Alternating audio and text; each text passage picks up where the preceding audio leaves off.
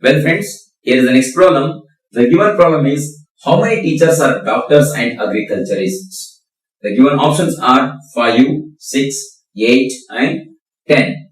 The given question asked is how many teachers are doctors and agriculturists? That means we have to consider all three figures over here, that is triangle, circle and rectangle.